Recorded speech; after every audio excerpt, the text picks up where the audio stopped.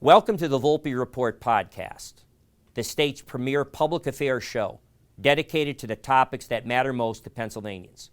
I'm your host, Chuck Volpe. Join us now as we speak to this week's guest. The following half-hour show is a paid political program and is not endorsed by this station, management, or staff. The following program is brought to you by Excalibur Insurance Management Services. Welcome to this very special edition of the Volpe Report from the Waldorf Astoria Hotel here in New York City.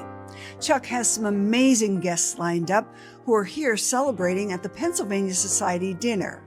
The Pennsylvania Society Dinner dates back over 125 years. The Waldorf Astoria history dates back almost 100 years, and Chuck's celebration of all things Christmassy here in New York City dates back to 1991.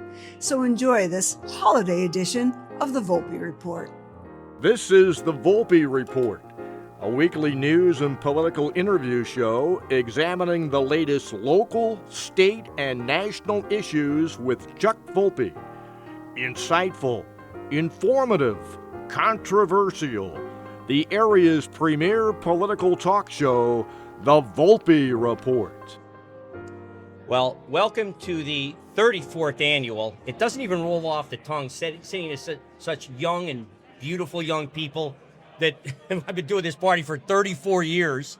We're back at the Waldorf Astoria after about an 8-year hiatus.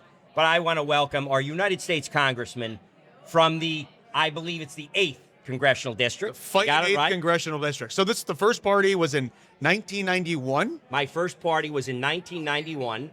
And by the way, before we go any further, his lovely wife, Chelsea, sitting right next to him. Your better half, of course. The significantly better half. And by the way, as much of a TV personality as anybody, having been the weekend anchor at Channel 16 WNAP for years, and now off to do different endeavors. But I feel like I'm interviewing you for the first time. Say hello to Northeastern Pennsylvania. Hello, NEPA. How the roles have changed. No kidding. But at any rate, we're back here after 34 years, and I can't think of a better person to have. I can remember a few short years ago, like it was yesterday, you sitting it was actually at the Hilton, because it had moved from the Hilton for 8 years. And I, like yesterday, remember you announcing that you were going to run for United States Congress, taking on a formidable challenge, a 6-term House Appropriations Chairman, of course, Matt Cartwright, who, by the way, is at this party enjoying. We already hugged each other earlier during the society dinner. Of course, as there should be that sort of respect and camaraderie. We can disagree on political issues, but the vileness that it's taken over the political dialogue is disgusting, frankly. But it's wonderful that we can have, and you can share that with him. I have a whole new level of respect as someone that never ran for anything before and now getting to serve the United States House of Representatives.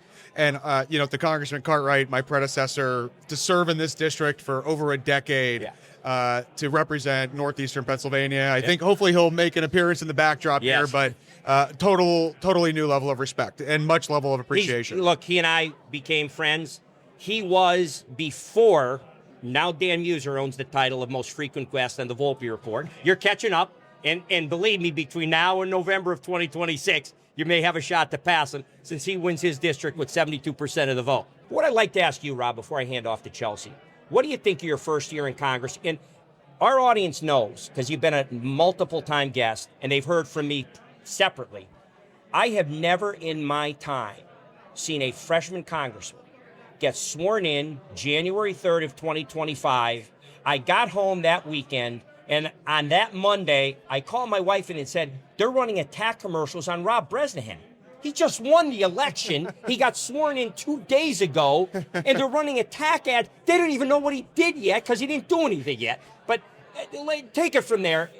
I think at that point I was still trying to find the bathrooms in Longworth and still figure out furniture and paint color. Of course. But listen, I'll tell you, it has been an incredible opportunity to serve my home in Northeastern Pennsylvania. I'll tell you, it's been very different. In my last life, I was an executive. If we wanted to embark on a journey and create a new service line, we were able to do that. Now I'm a legislator, so now I'm one of 435, and that's why we take constituency casework and constituency service at the highest, utmost level of respect and confidence, because that's ultimately our job. It's to be able to navigate federal bureaucracy. And as of just this Friday, we've returned over $4.7 million money back to the people of northeastern Pennsylvania. Wow. We've had over 2,500 constituency requests. We've fielded over 8,300 inquiries inside of our Washington, D.C. office. And we have an incredible team. And that's, at the end of the day, my biggest agenda was going in was making sure we had the right people that had the right values, that had the same ideologies that would represent northeastern Pennsylvania and provide them the customer service that our constituents deserve. Well said. And let me do a couple things. One, you were a big part of the big, beautiful bill that the president was able to pass with only a few votes, and you were one of them. And I'd like to do right now, since the most recent attack ad, I saw some woman saying that you're kicking people off Medicare and Medicaid. Would you please, for the 14,000th time, into the camera, tell people that you didn't kick anybody off anything, and no one is getting kicked off anything other than illegal aliens that don't belong and shouldn't be on it in the first place. But please answer again to debunk that nonsense, the lies that keep spewing out of their mouths. Well, the working family tax cuts is going to it's going to be incredible to working families in northeastern Pennsylvania. You're going to be able to the child deduction credit, and also inside of HR 1 and the working family tax cuts, there was so many incredible wins for the American people. I think when people go to file their taxes at the end of the year and into April, they're going to have a lot more money in their pocket. By average, about $1,800, over $2,000 per family. And we got rid of waste, we got rid of fraud, we got rid of abuse, we stopped illegal aliens from receiving these benefits that American citizens deserve.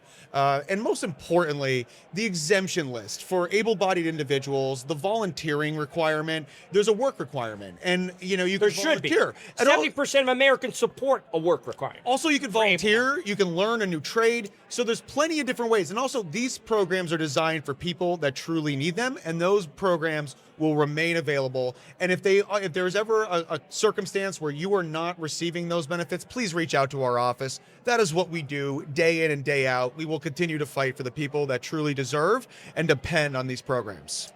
Well, I'm going to now pass the microphone, or you can actually, to your lovely wife. You talk about the rose between the thorns, so there's no doubt you've checked that box.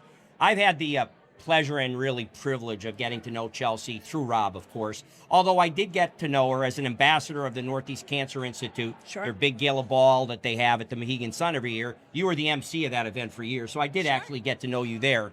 And you did a great job at organizing the event, as you would expect a news anchor to do. But I'd like to get your perspective. You're now, of course, Rob's lovely wife. And I'd like people out there want to know what you do now and how you've transitioned from being a newscaster to being a wife of a congressman who's under attack every single day, every time you turn on the especially, by the way, your former station, WNEP. Sure. They run a lot of them on there, so please go.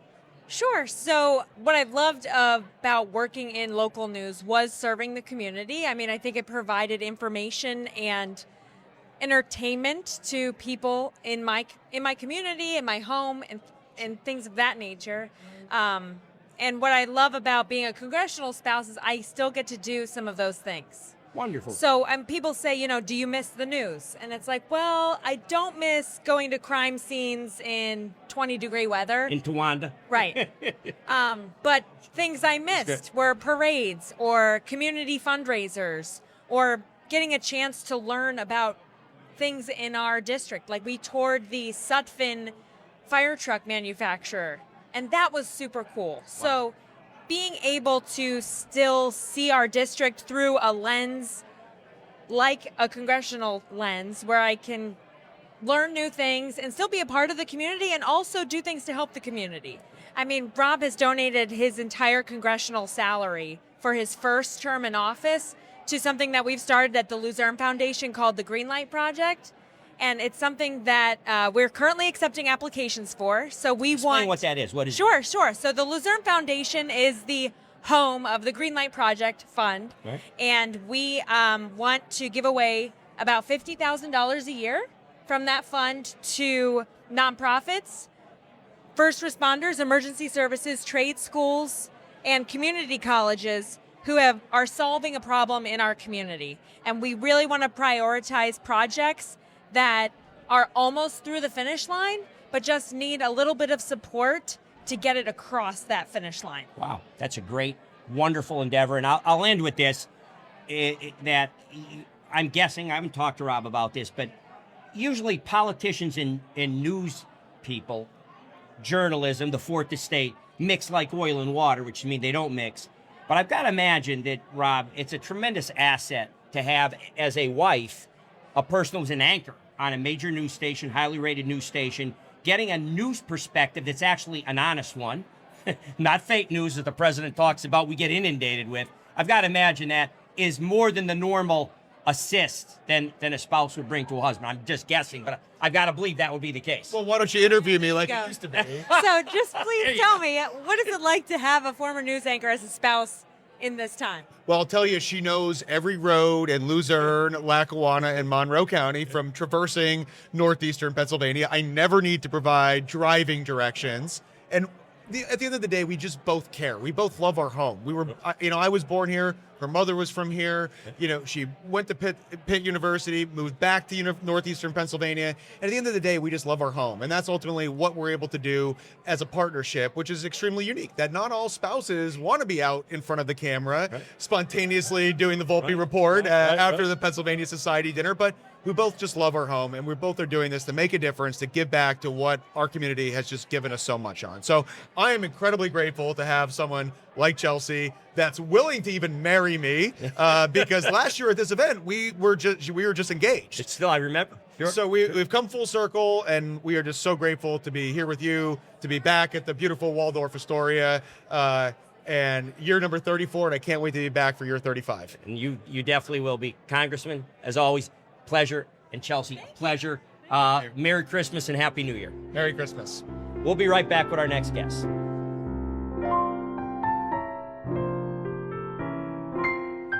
Madam Treasurer, welcome to the Volpe Report, and Merry Christmas. Merry Christmas, and I am so happy to be on the Volpe Report Well, with you. thank you, Stacy. Yes.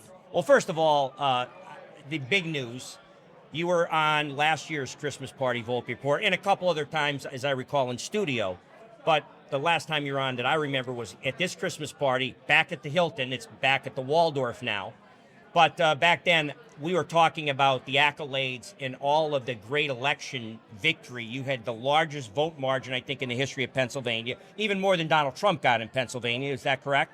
That's correct. And you know whose record I broke? Who? Josh Shapiro. Wow. Well, there you go. What a nice segue. I know. Because as I think a lot of our viewers know, but in case the few that don't, you are now, by acclamation, the Republican nominee for governor of the Commonwealth of Pennsylvania. I can't think of another person as credentialed and well suited to this race.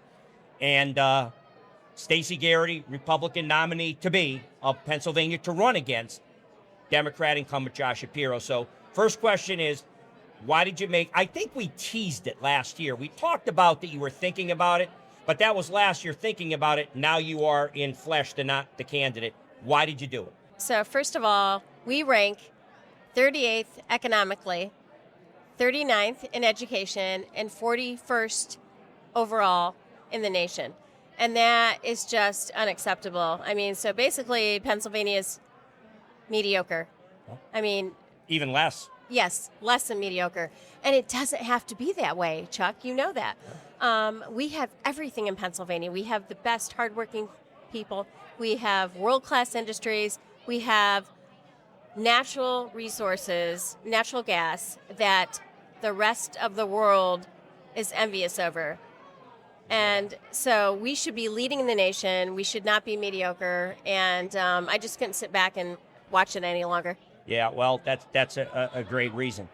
I just did a show that we cut this week. It will air tomorrow, December the 14th. This show won't appear until December 21st, Christmas week. But obviously I'm in New York, so I'm not going to see the show. I have to tape it. But the show that will air this Sunday, December 14th, I shot earlier this week with Todd Shepard, the chief investigative reporter for Broad and Liberty Media Group out of Philadelphia. Todd Shepard, as you may know, broke the story on the sexual harassment cases that are pending against Josh Shapiro. from a former deputy secretary in the Legislative Affairs Office who worked directly under the director of that office, the chief of that office, his good personal friend, Mike Vert. Correct. And there is an alleged cover-up going on. And the reason I had Todd on for the third time, I have likened this, I've called it in the headlines in all the newspapers advertising the show, Shapiro's Watergate. Because the question is now, Stacy, what did he know and when did he know it? And there is a suspicious thing that happened. Apparently, all the emails in the week she left the office were deleted in violation of the state's record retention policy adopted by the General Assembly. And more significantly, any other employee that left that office, none of their emails were deleted. They were kept for the 2 years required under the state policy, but hers were deleted. So, again, we're now, as we speak, if the case in Commonwealth Court, they want those deleted tapes. I've likened it to the 18 minutes of the Watergate tapes that ended Richard Nixon's presidency when he finally had to produce them. And right now, he didn't talk about that in his speech tonight, by the way. He neglected. But I want you obviously want to talk about it. You're running against him, so go ahead. Right. So, Chuck, it's just a pattern. I mean, there's no transparency in the office. It's, they're plagued with scandals, and that's just not their first one. But, I mean, it's just ridiculous. Like, you are the chief executive. The buck stops with him. If there's an issue, fix it and take care of it. I mean, he pretends to be a champion of women. Well, let me tell you, I am a champion of women. When I was in Iraq in 2003, 2004, Marines dropped off a woman, Jamila, with her 3 kids at my gate. And I said, can't bring them in, we're an internment facility. You know what, we're not here for abuse. And, but you know what, I went out and I will never forget it, Chuck. Black eye, split lip, her kids had cigarette burns over their bodies, distended belly buttons, because they were hungry and abused. So, of course, took them in, took care of them. Of course, in Iraq, not a no-fault divorce state. It's very tough for women. No kidding. They don't do divorce in Iraq. Exactly. So 2 months later, the husband's lawyer comes to family visitation, says if I don't send Jamila home with her kids, he's going to kill me, attack the base, kill her and her kids. And I said, great. Send him here in 2 days to meet me. Of course, he never showed up.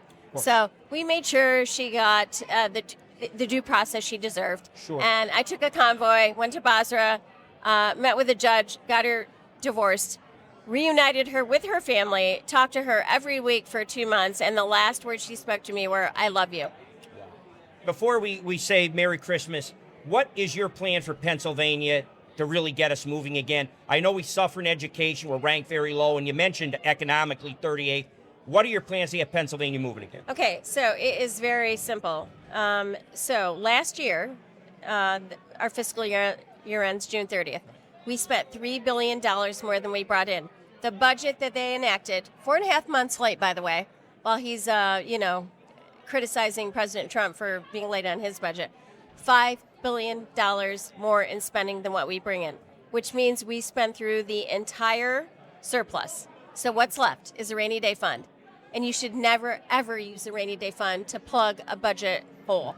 Especially when you have the same budget come up next year. Exactly. It's fiscally irresponsible. And so it's very simple. We have 25% of all of America's natural gas right under our feet. We need to unleash it.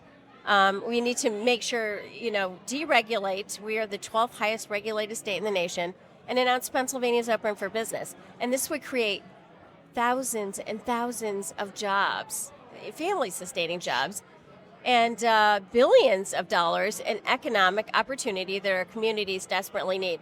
And that is the only way to basically solve this financial crisis that we're under. No doubt about it. Well, regrettably, we have a few other guests to get to, but Madam Treasurer, thank you for stopping by. Chuck, I think you're a wonderful always great candidate. to be with you. Thank you so much. And it's been my pleasure. Merry Christmas. Merry Christmas. And best of luck in Thank 2026. You so Thank you so much. Thanks. Okay. Stacy Garrity, our state treasurer and candidate for governor of Pennsylvania on the Republican Party ticket. We'll be right back.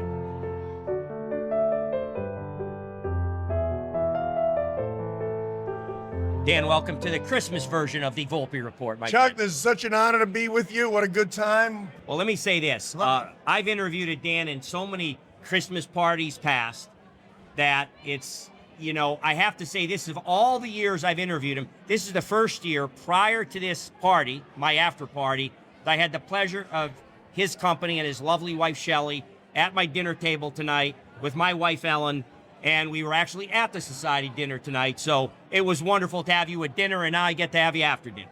You know, what a beautiful setting, right? At the Waldorf. You know, honestly, I would prefer Pennsylvania Society to be in Pennsylvania, but tradition is tradition. Sure. You know, we've been doing this since 1899. Amazing. For various reasons. And so we're all here. And there's some great people. Really, what a great day. But I just really appreciate being with you. A good shake of today. And for your generosity, overlooking. Chuck, leave it to Chuck Volpe, folks, right?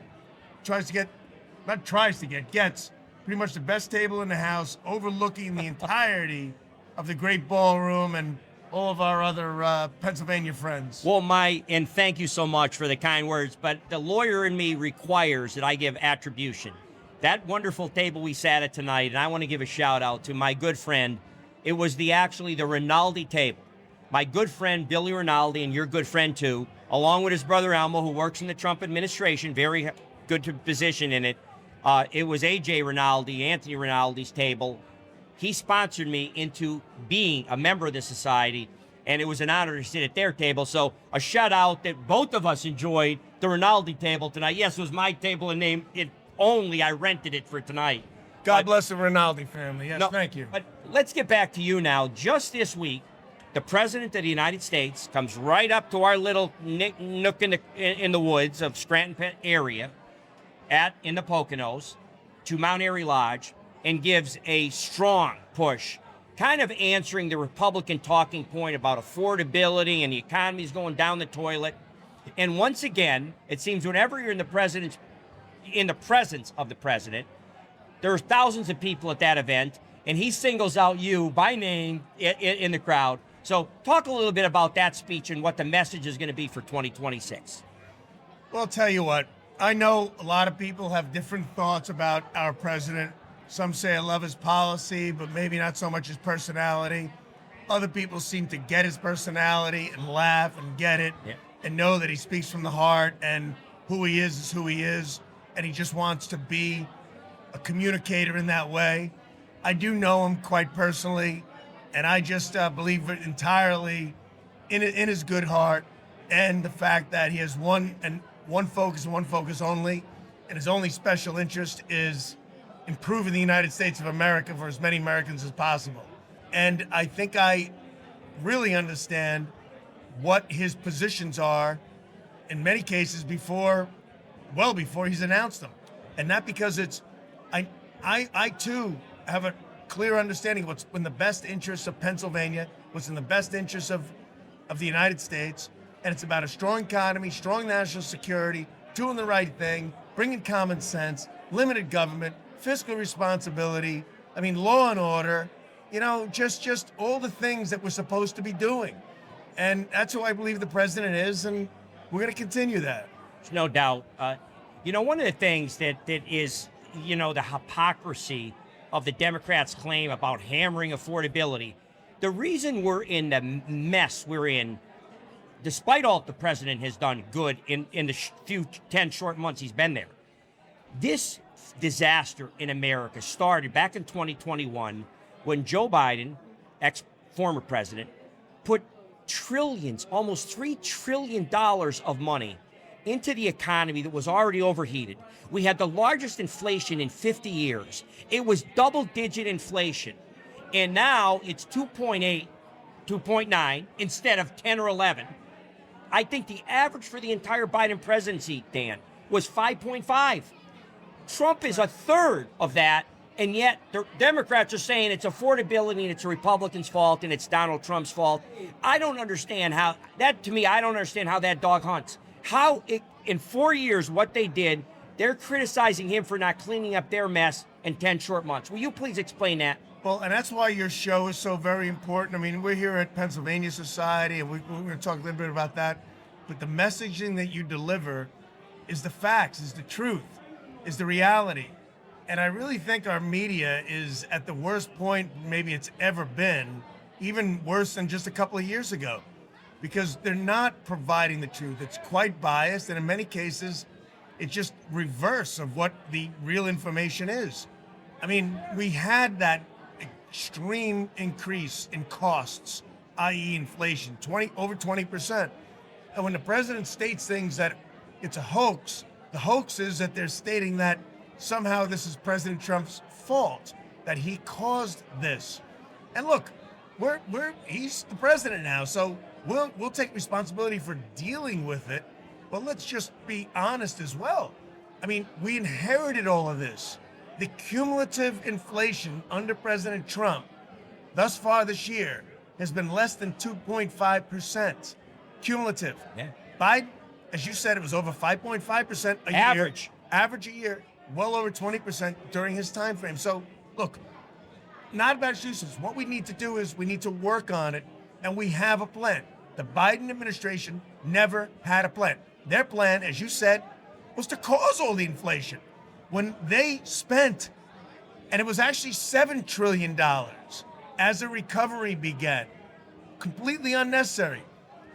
Unfortunately, the Democrats saw this as an opportunity to expand government, to grow government for the purpose of them gaining power. And they did. And in the process, they caused enormous inflation, assaults on energy. Energy prices went through the roof. I mean, in many cases, gasoline is almost half in some areas what it was under the Biden administration. So we're making strides. We got to keep going. Look, we want to stay in power so we can execute the America First plan. And yes, we want to stay in the majority next year.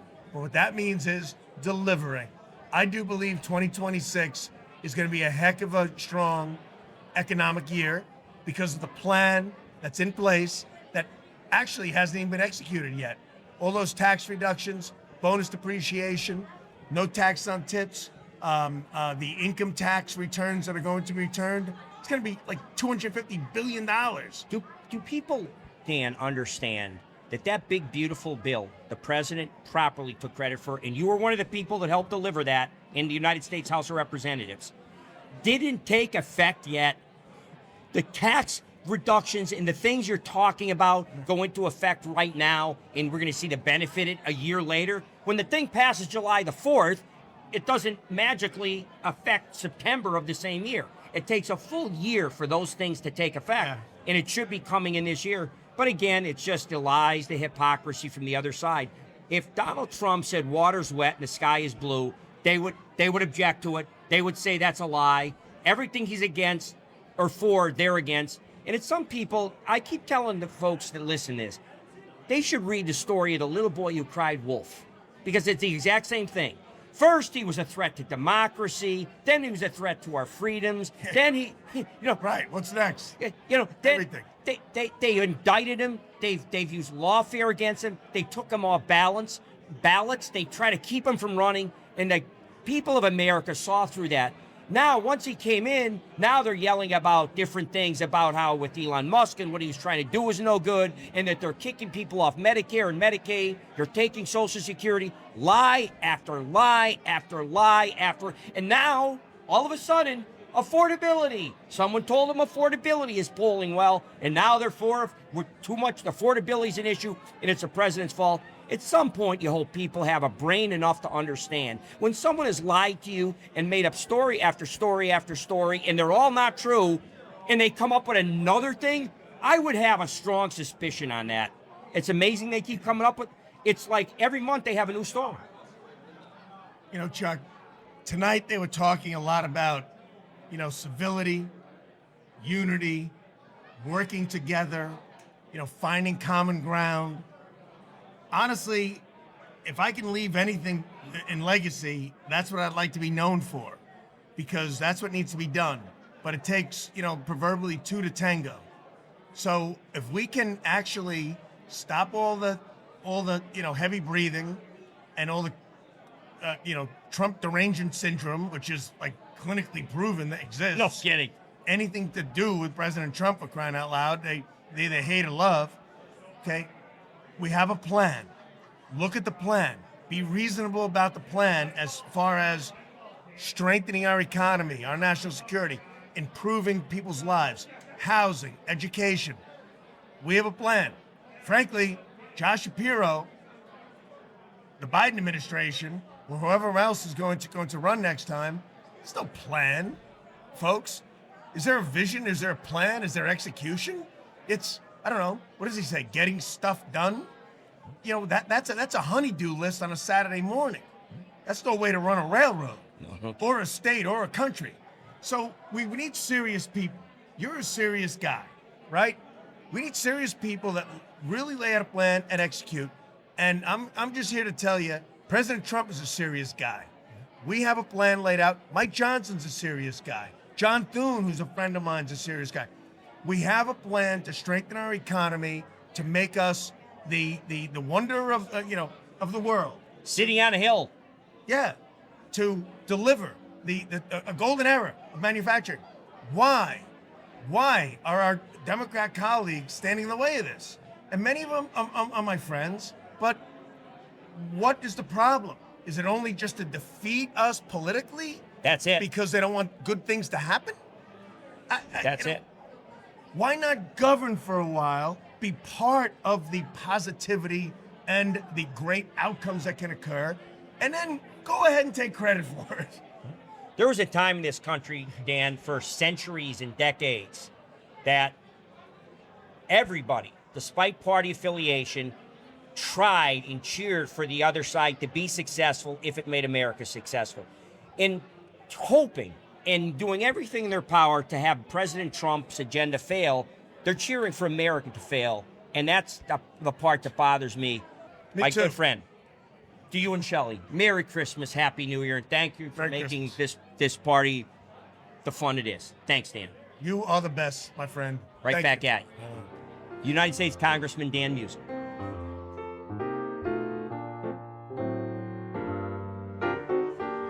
Mr. Ambassador, welcome to the Volpe Report. Thank you. Thanks for having me on. And with your lovely wife, Rhonda. Rhonda, welcome to the Volpe Report. As the ambassador for the United States to Canada in the past administration, as the chief confidant to Governor Ed Rendell for longer than probably I can remember, chairman of University of Pennsylvania, the accolades for David L. Cohn could go on for an hour show all by itself. But we were sharing a moment before, and he had come to my party in the past. This is my 34th annual party. And in 34 years, I've had presidents of the Pennsylvania Society on this show. I've had governors and U.S. senators and the like. But I have never before had a gold medal recipient, Man of the Year, highest award the Pennsylvania Society gives out. And they gave it out to this man, David L. Cohn, ambassador, among many other things. So, Mr. Ambassador, the first thing I want to say is congratulations. I was at the dinner, and what an honor it is to have you. 34 years, I've never had a gold medal winner on the show. And I'll say one other quick thing is that my first show, 1991, I believe the honoree that night, he didn't make my party, Surgeon General C. Everett Koop was on. That's how long ago. I was at that dinner. I'm sure. It took 34 years for me to get a gold medalist at this table. You do me a great honor, sir. Thank you, first of all, for your service to this country, to the state of Pennsylvania, and all you have done to make people's lives better. I'm honored to be sitting at a table. Well, thank you for those words. And for me, it's been an honor to serve and to give back. And I said this in my remarks as I reflect on all the people who've talked about me tonight.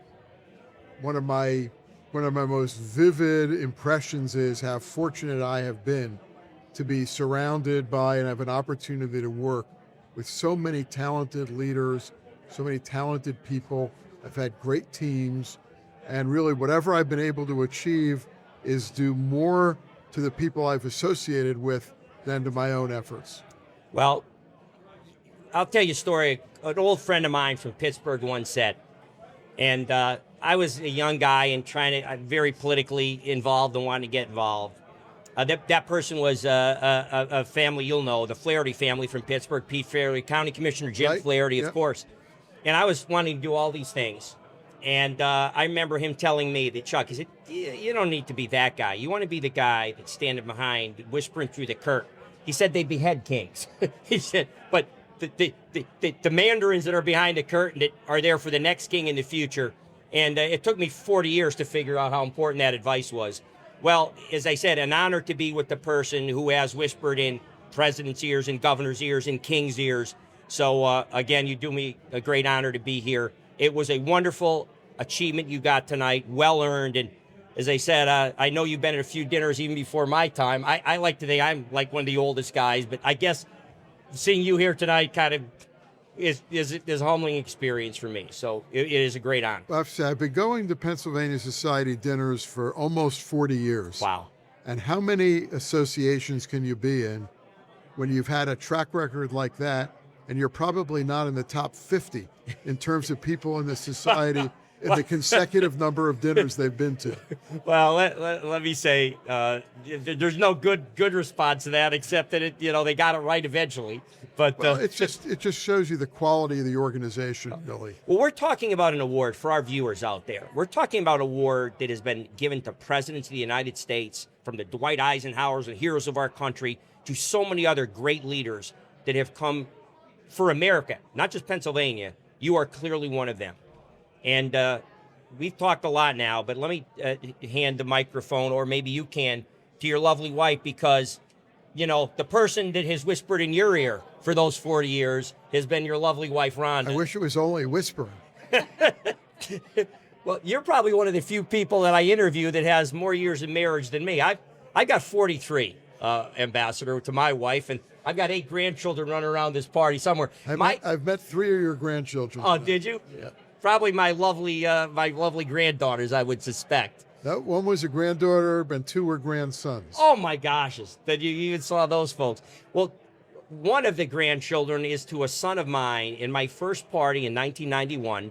He was in a bassinet. He slept through the whole party, as did most of the people there. There were no band or things going on at that point. He was 1 year old, and now he's a PhD, and he teaches at my alma mater, the University of Scranton, and he's got a grandson running around this floor. So isn't that what it's all about? But at this point, I'll give my microphone to your wife, Rhonda, and talk about what has been a significant commitment. No one could have done all that your husband did without the person behind the scenes. I know he would be the first one to say that. So please talk about the honor that you together share. Well, it's a true partnership between us, and I must say David likes to do a lot of things. He likes to make a difference, and I'm there to support him in any way I can.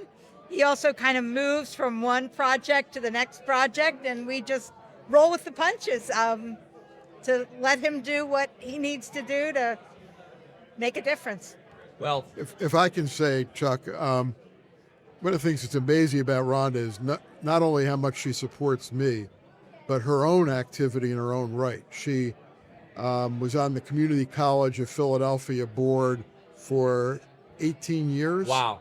Including a decade as chairman of the board. Congratulations. She's been on multiple local nonprofits, most of them in the education context.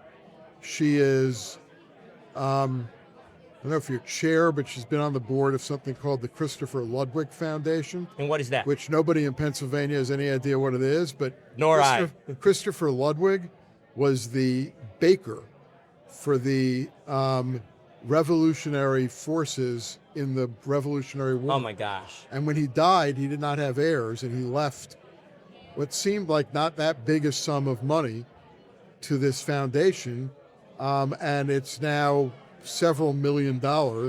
And this is an organization that gives out $1 million plus $2 million a year in smaller grants to nonprofits to help out in the community. Wow. So Rhonda does this in her own right, on top of supporting my activities. Well, let me tell you what, maybe not too long before you're up there getting your own gold medal. I'd like to, again, thank the ambassador's lovely wife, Rhonda, for making time on a wonderful evening of celebration of your mutual lives together and what you've done. Emerson said that any institution is the length and shadow of one man. and you are an institution in Pennsylvania, and you are that shadow. So thank you so much, Mr. Ambassador. Well, thanks very much for having me on, and I appreciate this. It may be my first official attendance at your party. Well, so I do appreciate that. You've honored it and graced it for many, many, many years. I was telling folks the story. You're obviously one of your many things you accomplished in being a top advisor to our former two-term governor, the larger-than-life Ed Rendell. I met our current governor at my party. It used to be in a Louis XVI ballroom at this place, if you remember. And Governor Rendell brought this young guy with him, and he introduced me to a young state rep. He said, you're going to be seeing good things from this guy, and that was a young state representative named Josh Shapiro, who's now governor of Pennsylvania. And that's another life you've touched. So, again, you've done great things. It's truly an honor to have you have been at my party tonight and all the other years in between, and hopefully in the future, Mr. Ambassador. Well, thank you. Thank you very much. Thank you. Again, we're here with Ambassador David L. Cohn and his wife, lovely wife Rhonda, the Gold Medalist Man of the Year Award for the Pennsylvania Society. Again, following the footsteps of presidents and governors and ambassadors and secretaries of state, and my first party, Surgeon General of the United States, C. Everett Koop. But thank you very much for being here tonight. We'll be right back.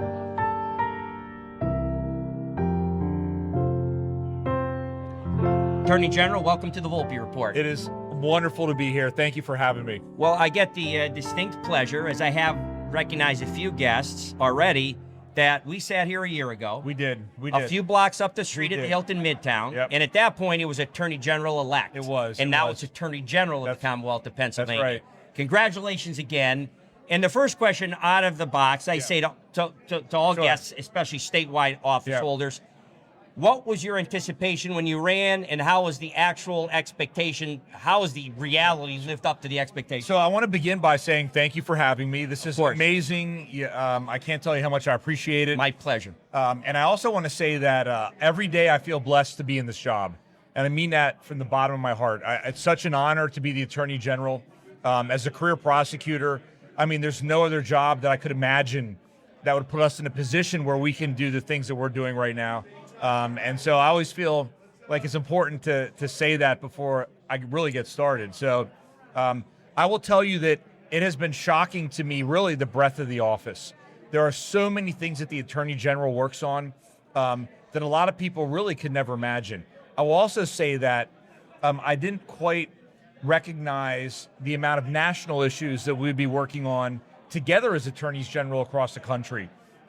You know that to me, if communities aren't safe, nothing else matters. It is absolutely critical that we keep our communities safe.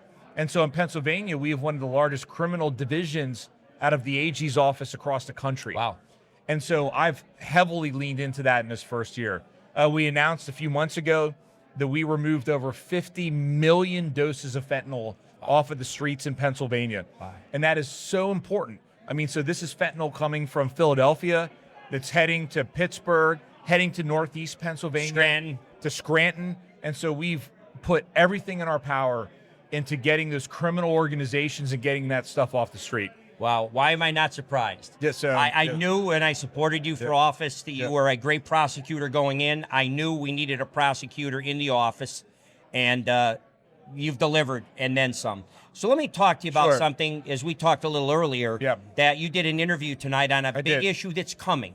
And I think people understand it's coming. Yes. Artificial intelligence, which portends great things and opportunities. It does. It's necessary for the future. It's going to be us or China. It better be us. Yes. But there's a dark side to AI. And there's an attorney general, enforcer, and prosecutor has to protect our children. So talk a little bit about that. So, last week, 42 states across the country came together, and we put out a multi-state letter to companies asking them to work with us to help protect kids. We led that initiative here in Pennsylvania. And today I was asked by Fox News the question, in one sense, we have to do everything we can to beat China. We have an executive order that came out from the president with regard to artificial intelligence. You have these attorneys general, 21 Democrat and 21 Republican that came together. How does this all work together? And the point that I make to people is innovation, and protecting children is not and should never be mutually exclusive. And so we can be the most innovative country in the world, and we can do it in a way that's better than anyone else. But at the same time, we have a job to do, and as Attorney General, I have to be the person that compels, if necessary, companies to put those guardrails up to protect children. Well, I was hearing stories from different things how that they can use now AI effectively to bully children by taking images and then coupling them with other images, using it to blackmail them, the families and the child. It's leading to suicide.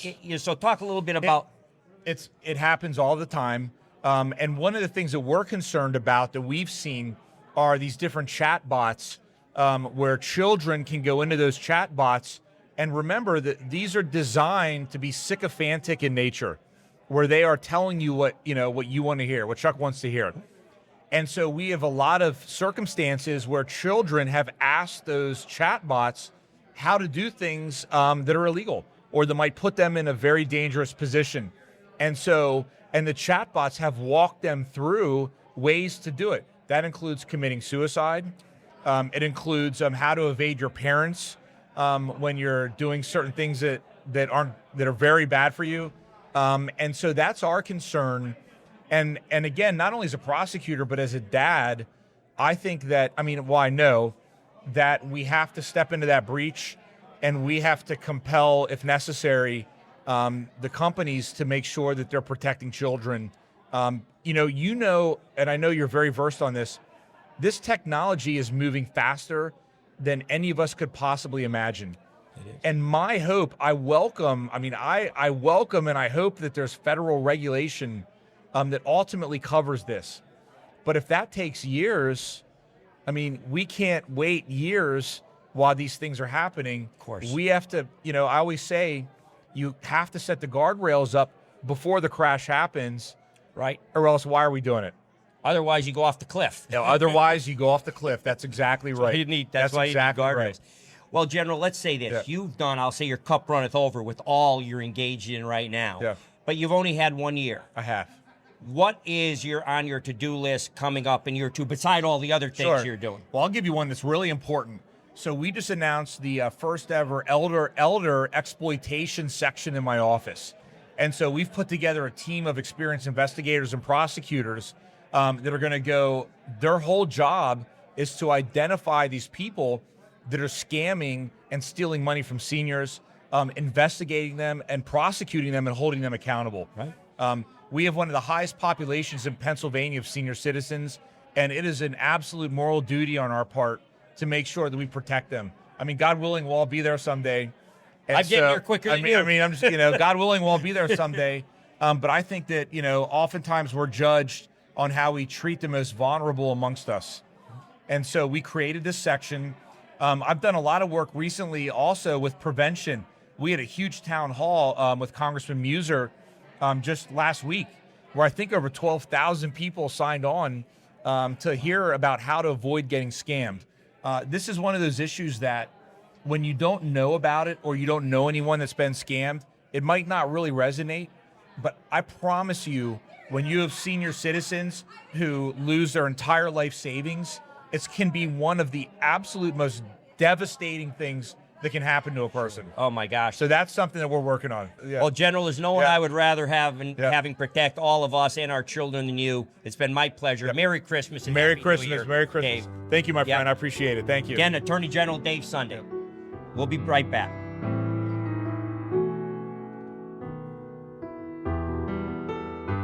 Jason, welcome to the Volpe Report. Thank you. Thank you for having me back. Of course. Yes, you were a guest in the Volpe Report. And let me, for our viewers' recollection, as a candidate for governor of the Commonwealth of Pennsylvania. And since that time, you have now morphed into the chairman of the Allegheny County Republican Committee. And as we were just talking off camera, I had the pleasure of attending that dinner, the Republican dinner of Allegheny County with you as its chairman, this past spring. And I'd been to a few dinners in the past, and you get a couple hundred people. The only time you get 800 people at that dinner is at the Democratic dinner in Allegheny County. You had close to 800 people at that dinner, and what you were doing to organize and put the Republican Party on the map and the one blue dot in southwestern Pennsylvania is an amazing accomplishment. To talk a little bit about that. Yeah, well, thank you so much, Chuck, for being at the dinner. When I took over the party about 9 months ago, we only had local committees in about half the entire county. Right. And what people have to understand, our committees are the ground game. Right. And Grassroots. Politics is local. And Allegheny County has 1.3 million people, so we're about the same size as Maine, both in terms of population. Wow. And it takes me about an hour and a half to get across the county just geographically. So it's a huge thing. And so it's a big blue dot, but we have really made strides in terms of we had candidates for every possible election in November. And we have hundreds of new committee people. We've raised money. And we understand in Republican politics, and this is a fact, your viewers should know this, you have to win 40% of the Allegheny County vote if you're going to win statewide. The Republicans do. Yes. There's only one person in the last couple decades was Dave McCormick at 39%. Just under 40. So one of the things, though, Chuck, that we've seen is that the Republican Party has become the party of the middle class, of the working man and woman. And that's how they voted for President Trump and Dave McCormick. Exactly. And you take an example, one of the things in Allegheny County for your viewers is that's where U.S. Steel is located. Right. This is thousands and thousands of jobs. This is our national security. Our ability to make steel in the United States of America is centered in Pittsburgh. Right. And it was all the way back to the Industrial Revolution. And it was about to die. Joe Biden had the opportunity to save U.S. Steel by approving the merger with Nippon. Right. Josh Shapiro did absolutely nothing. And Joe Biden determined that Japan, one of our closest allies, was a national security threat and blocked the deal. Horrible. Horrible. And it was the Republicans, led by certainly, first of all, Dan Mauser from your area was on it immediately. Guy Reschenthaler, of course. Guy Reschenthaler, sure. Kim Ward, myself, and then, of course, Dave McCormick. Right. And we saved those union jobs. We saved those blue-collar jobs. And I think a lot of those middle-class voters now are understanding that even though they're union, it's the Republican Party who cares about them. If it has anything to do with pollution, the Democrats, under their climate or whatever they think's happening, block it. Right. And so we are really gaining. Even Well, you saw the results. Yeah. President Trump wins by getting the working class that departed the Democratic Party because they had been abandoned by the Democratic Party. It was President Trump's agenda, Dave McCormick's agenda, your agenda in Allegheny County, and as a former candidate yourself for governor. And the voters spoke in November. They did. And we see this shift change where blue-collar families are understanding the Republican Party is behind them. We support the unions. We support industry. We support manufacturing. And you're going to see this shift in the electorate. It's going to make Allegheny County much more competitive going forward. No doubt. Well, Jason, you have a happy holiday, Merry Christmas. Yeah, Merry It was a Christmas real to pleasure you, to see you, and we're going to get you back on the show and keep reporting on progress in Allegheny County. Thank you so much. Thank you for having me today. Really appreciate it. Pleasure. Merry Christmas. Merry Christmas. Jason Ritchie, Allegheny County Republican Chair.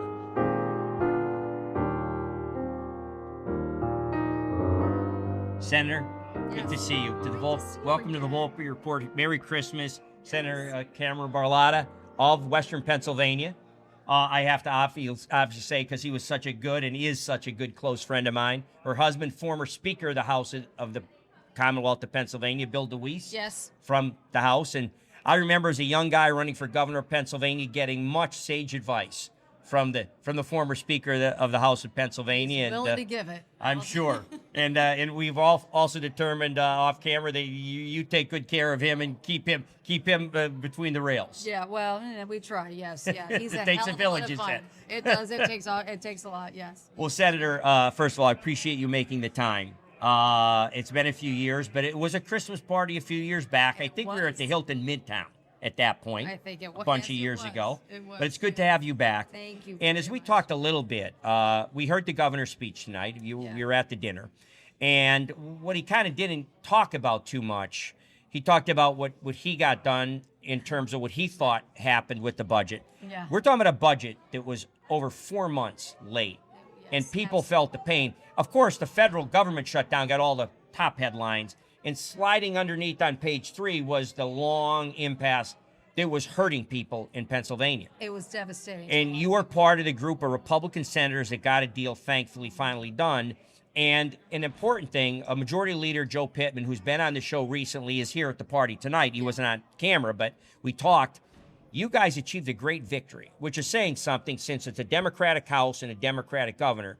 The Republican Senate stuck to their guns, and you got rid of an anchor around the neck of our economy, our natural resources, our energy production, known as RGGI. Right. My viewers heard me talk about RGGI for years, the Regional Greenhouse Gas Initiative. So congratulations on what was a great victory, since you're yes, you have a majority in the Senate, but you're a minority in government. So congratulations. Thank you very much. Yes. And again, even though we're a majority in the Senate, it doesn't mean that we have 26 votes in the Senate to hold the line on a lower number in the budget. Right. I think that played a big, huge part in making the budget impasse last to 135 days. I mean, I had food banks closing. People didn't know what to do. It was really devastating for a whole lot of people. So we were desperate to try to get things done. And got rid of a major anchor around Pennsylvania. Huge. We did not have any expansion of energy production in Pennsylvania for the last 6+ years. Yeah. Since RGGI was like hanging. Well, since Governor Wolf in 2019 Exactly. put us into the regional, unilaterally, unconstitutionally put us into it. And to your point, I believe that at some point the courts would have vindicated you and said RGGI is a tax and therefore is the province of you and the legislature, not the governor's unilateral edict. Believe it or not, you just passed the budget. In another 60 days, February's budget address is coming by the governor again. Can't wait. So yeah, I can imagine. So talk a little bit about what are your wish lists going forward that you need still to get done for Pennsylvania. What's on the Senate's agenda? On the Senate's agenda is to make sure that we are not raising taxes and they were expanding our ability to increase energy production, even without any data centers or any AI or nothing. We will be short, we will be short electrons on the grid in 3 years. We could see rolling blackouts if we don't add energy production. Like I said, we haven't seen for 6.5 years. We've got to build gas-fired power plants. We have to stop, mothballing coal-fired power plants, which, by the way, we can operate at like 85% clean energy. We need to do that. We need to, make sure that we try to get every single version of energy production on the grid. Solar ain't going to do it. Of course not. Windmills are not going to do it. Well, some days the sun doesn't shine and some days the wind doesn't blow. Well, by the way, we get all of those elements for solar panels from China. I don't really want to be subsidizing China. When we have all of the resources right under our feet, right here in Pennsylvania, we're the number 2 gas producer in the freaking country, and we should be exporting freedom. We should be watching manufacturing and industry tripping over themselves, coming to Pennsylvania to use our natural resources to run their factories and industry. We should be seeing hundreds of thousands of great jobs coming into this state. But because we're going on 12 years now of Democrat-run administration, it's shut it down, shut it down, shut it down. Okay. No doubt. Thank you, Senator. Thank you. Merry Christmas.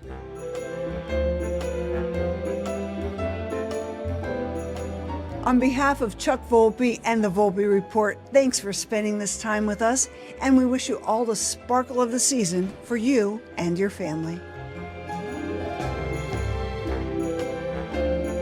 Thanks for joining us for this edition of the Volpe Report podcast. Be sure to visit our YouTube and Facebook pages for upcoming episodes. You can catch up on the Volpe Report podcast on your favorite podcast provider.